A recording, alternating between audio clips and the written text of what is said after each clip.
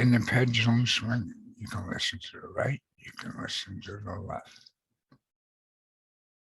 Both extremes have something to say that all steal away your freedom and your liberties. This is the first time since 1948 that a president has made an official visit to Dallas.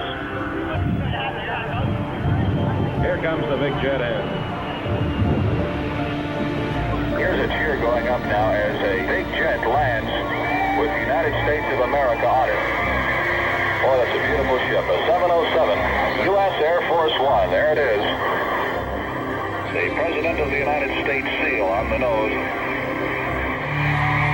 And here comes the President of the United States. There's no trouble at all spotting Mrs. Kennedy with a bright pink dress, a wool dress, pillbox type hat.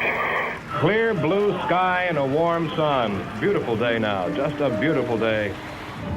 Boy, this is something. The press is standing up high, getting a lot of shots of this. He's broken away from his plan and gone right up to the fence to shake hands with people. This is great for the people and makes the eggshells even thinner for the Secret Service, whose job it is to guard the man. And the motorcade begins to move out. The President and the First Lady sitting in the back seat. As we said, the top is down. They are not using the bubble, so it'll be an open limousine parade. Immediately following the presidential limousine, a car loaded with Secret Servicemen. It is our understanding that the motorcade will be moving slowly enough so that everyone along the route will have a good look at the chief executive.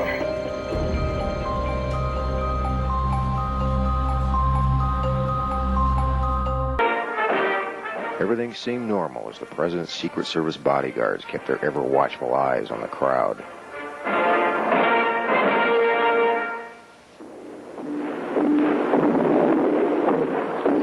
Everything seemed normal as the President's motorcade began its journey.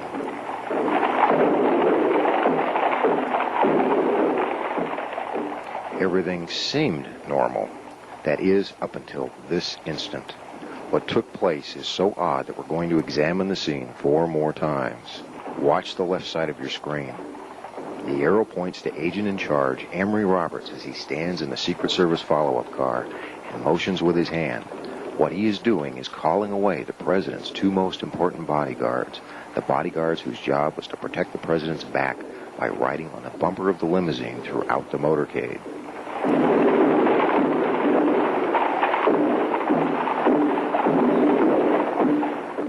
Watch again as he stands and orders the agents running at the rear of the President's car away. Watch the confusion inside the follow-up car that results.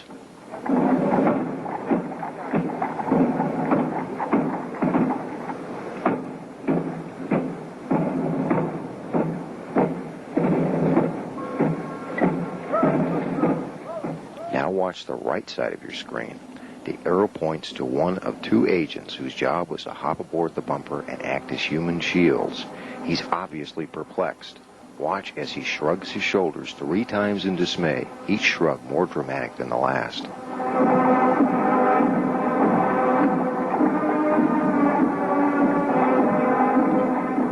As you watch this scene for the final time, ask yourself, is this the kind of conduct you would expect from an agency that routinely sends an advance team to a city a month or more prior to the President's arrival in order to make preparations? Now ask yourself if the assassination could have taken place at all had those men been on the bumper during the motorcade.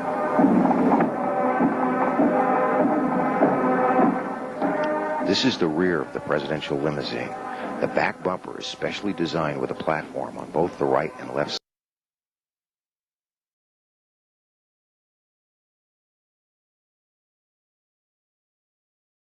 There are also handrails on both sides of the trunk.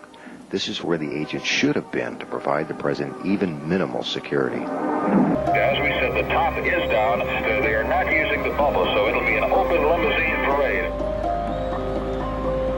Immediately following the presidential limousine, a car loaded with Secret Servicemen. It is our understanding that the motorcade will be moving slowly enough so that everyone along the route will have a good look at the chief executive.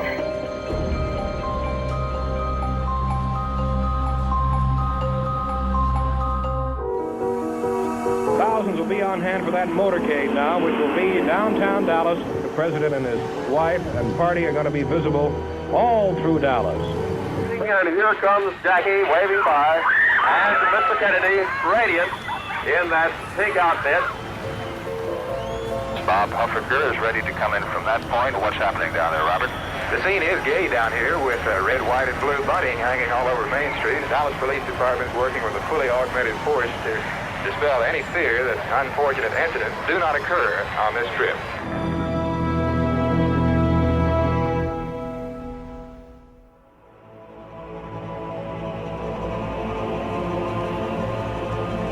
The president's car is now turning onto Elm Street, and it will be only a matter of minutes before he arrives at the street park.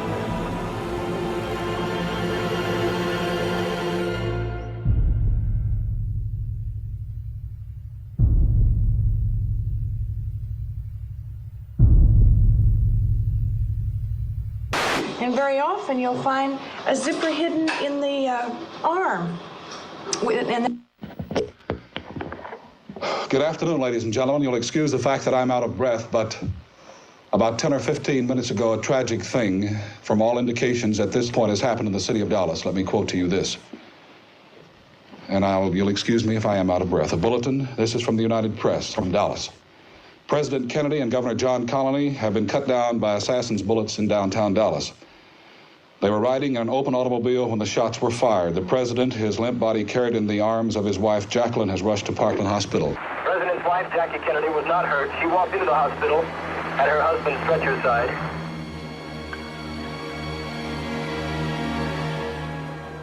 That Governor Connally was shot in the upper left chest, and the first unconfirmed reports say the president was hit in the head. That's an unconfirmed report that the president was hit in the head.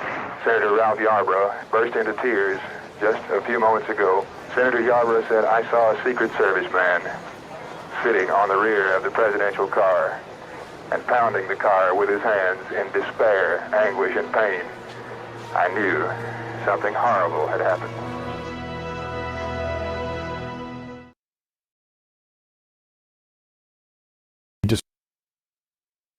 Described the head explosion we see today in frame 313 of the Exton film as being low in the image. He said his head explosion was very high into the air.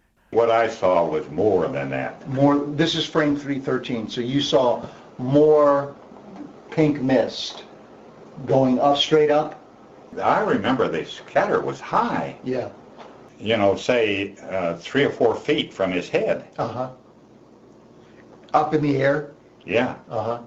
This is the only frame on the whole Zapruder film that you get to see. No, there was more than that. So you're saying there was more than one frame, for sure. How many frames do you think there would be? I don't know, but all I know is that we were shocked when we saw it. Right, right. If you go down to the archives, you ask for the Zapruder film, they claim that that's the true one? That's the true one, right. The one that, the frames that we just looked at. No? You're shaking your head. That's not the true one, is it?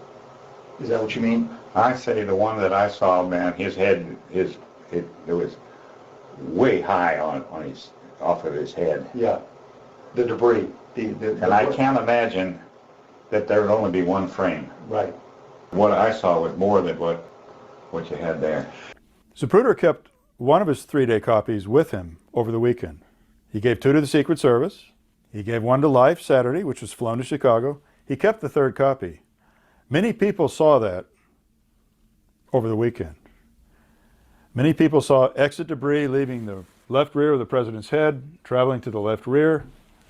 One famous witness of the film, Dan Rather of CBS News, insists that when he watched the Zapruder film, he saw the president's head go violently forward. Dan Rather saw Mr. Zapruder's copy on Monday of the unaltered Zapruder film.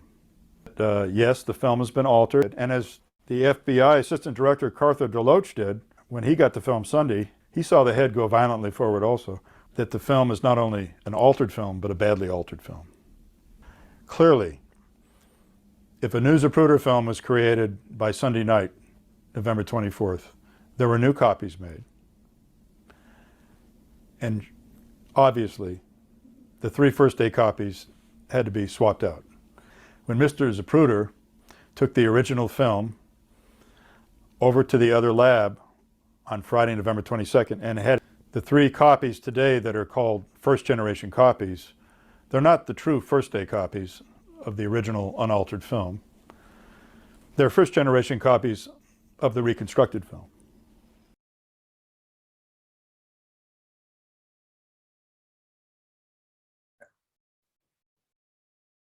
In the pendulum swing, you can listen to the right, you can listen to the left. Both extremes have something to say that all steal away your freedom and your liberties.